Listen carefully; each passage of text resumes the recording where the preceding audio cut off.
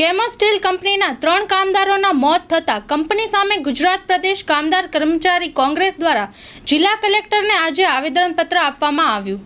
હું ભરતભાઈ સોલંકી અત્યારે ગુજરાત કોંગ્રેસના કામદાર કર્મચારીના પ્રમુખ તરીકે કલેક્ટરશ્રીને આવેદનપત્ર દેવા આવ્યા છીએ. ભચાઉ તાલુકામાં જે બુધરમોરા ગામમાં એક સ્ટીલની કંપનીમાં જે બનાવ બન્યો એમાં 10 જણા જાહેર થયા અને એમાં 3 જણા એક્સપાયર થઈ ગયા છે. એ બનાવવા અમે આવેદનપત્ર દેવા આવ્યા છે. માન્ય સાહેબશ્રીને એ રજૂઆત કંપનીની અંદર સેફ્ટી હોવી જોઈએ, એ સેફ્ટી હોતી નથી. ક્યાંક બેદરકારી કંપનીઓની છે અને એની બે અધિકારીઓની પણ છે.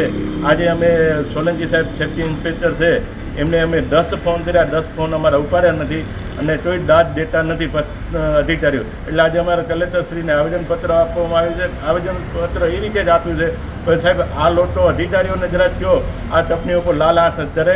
જો આ લાલ આંખ નહીં કરે તો આ હાનિકારક થશે. હું ગુજરાત પ્રદેશનો કામદાર કર્મચારીના પ્રમુખ તરીકે જો આને ન્યાય નહીં મળે, 3 એક્સપાયર થઈ ગયા એમને પરિવારને અને જે જાહેર થયા એ લોકો ન્યાય નહીં મળે તો હું કંપનીની સામે આંદોલન કરવા અમે ઉપસ્થિત રહેશું. બધા શું કીધું કલેક્ટર સાહેબે તમને જવાબમાં? કલેક્ટરશ્રી કીધું કે અમે તપાસ કરીને આપણે રજૂઆત ધ્યાને જોડશું.